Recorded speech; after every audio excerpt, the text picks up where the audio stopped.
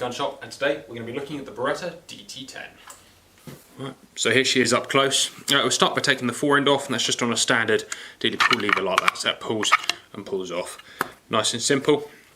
And the top lever just goes across, and as you can see, that big bolt comes out the side.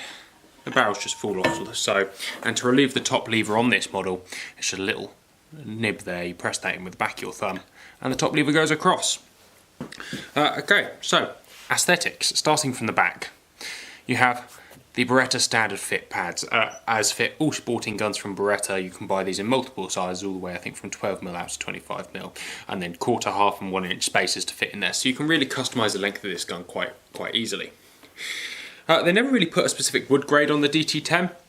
But as you can see, it's very pretty. It's a 4 or 5 and usually comes out like that. However, I've seen some models with very plain wood because, you know, these are clay shooting guns, and as such, if you're going to put a lot of shots through it, perhaps it's better to have something plainer that you can really use as a tool. It comes with a full palm swell. As you can see there, full right hand palm swell, so they are very dedicated right or left hand. The DT10 came in 3 styles, as well as 3 models. You had the standard, the Sporting Clays edition, the Trap, and the Skeet. The real difference on them was the barrels and the woodwork. However, the woodwork is easily changed around, so perhaps it's always worth looking, especially now where it was so popular, like this gun has been had done to it, to take the Sporting woodwork and pop it on a Trap action, so you got that fixed choke sweetness. It's worth just noting that these things have been played around with. Also, they came in 3 grades. They came in a DT10, a DT10L, and a DT10 EELL. You have complete hand checkering on the DT10, and there's a lot more handwork on this gun than there is on any of the models of Berettas. And my personal favourite is you have this beautiful diamond checkered into the top. And if you look, the whole angle of the pistol grip and everything is absolutely exquisite. It's a very, very well made gun and made some very, very beautiful specifications. So on the top you have the safety. Is manual. I believe they do a selecting model, however on this one being a trap gun there is no selector. And on the bottom you have a gold adjustable trigger. Removable trigger blade, so you can pop different trigger blades on there as your heart desires. You have the steel action here. It comes in a satin finish, however you'll notice on this side here actually you're starting to get a bit of wear, and that's because these guns generally have had a bit of a life, and even if they haven't had a life, they're starting to get old, and that finish just didn't last perhaps as well as Beretta intended to, or perhaps it lasted as long as they meant it to. As I say, these guns were discontinued in 2014 and replaced by the DT11. However, they are very sought after now, which is good. We like that. The top lever is very one-sided, as you can see. It's got a very heavy right hand sway on it. So as a left-hander, perhaps you might not enjoy that. Not that it's uncomfortable. That links to this very iconic locking top bolt, and this is the real difference between the DT. There's a lot of difference between the DT10 and the 686. That's a whole nother video.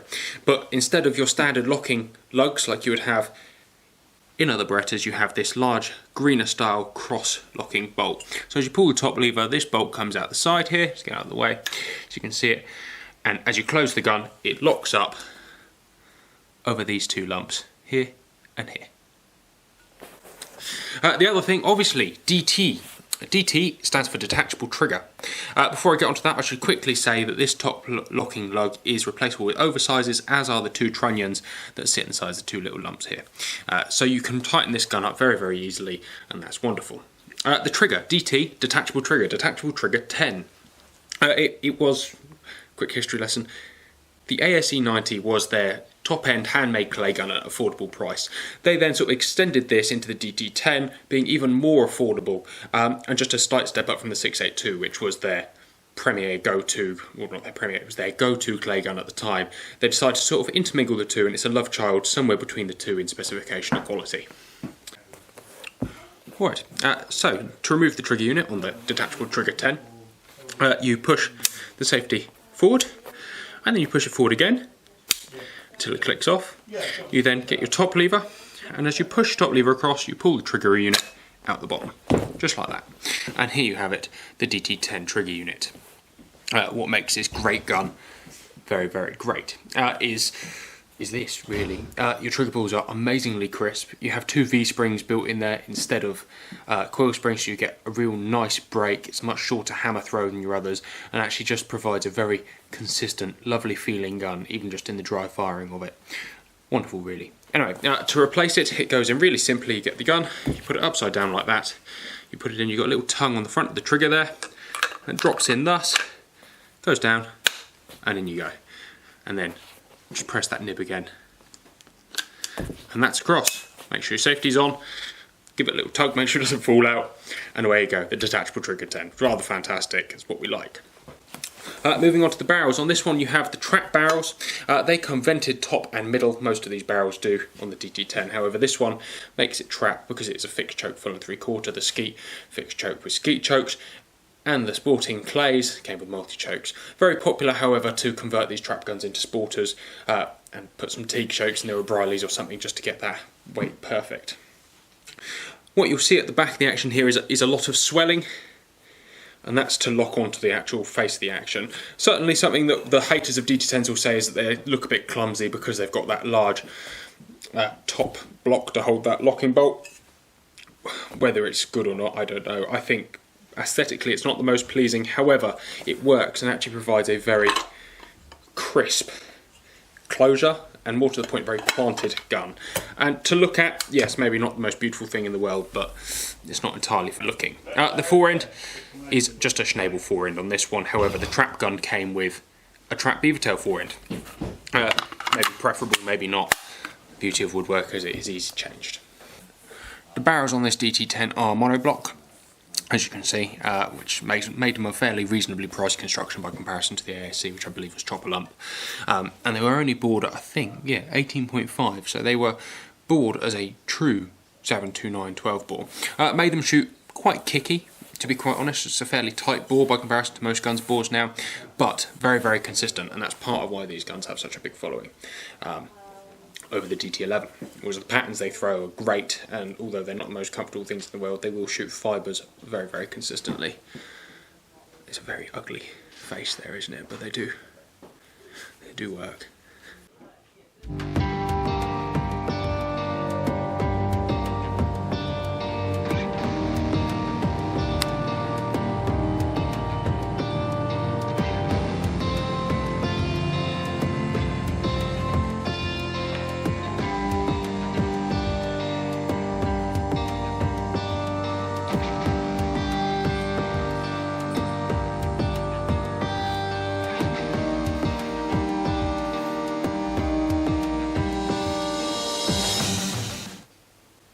How do DT10s shoot?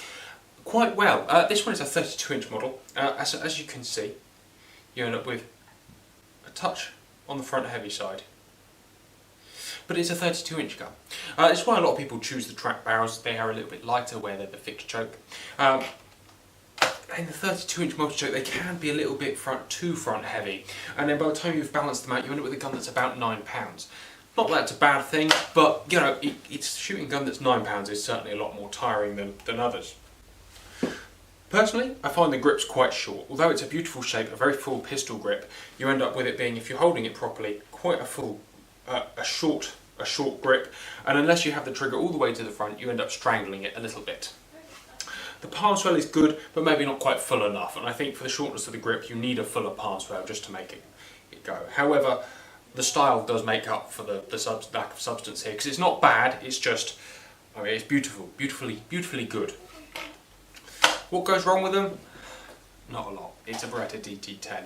What goes wrong with them is people hammer them and they need a little bit of love and attention. They've got little replaceable drawers here and a few other replaceable bits, as I've said, so it's worth investing in actually having it serviced. On the silver action you have the gold inlaid Beretta, and you should then have the Beretta DT10 Trident or whatever they put on the bottom here.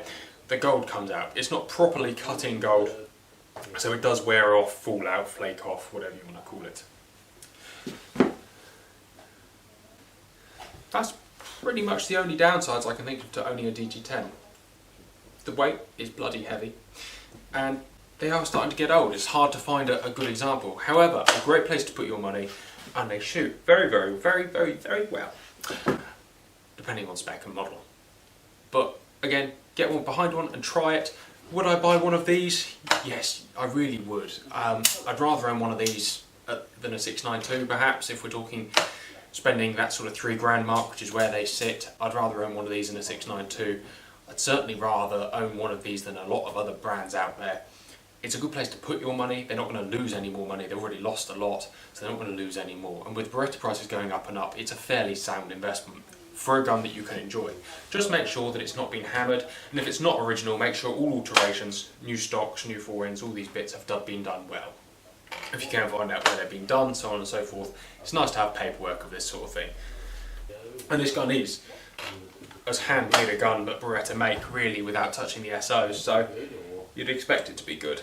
But unlike the EELL, you are paying for a quality build, an upgrading build over the 680 series action.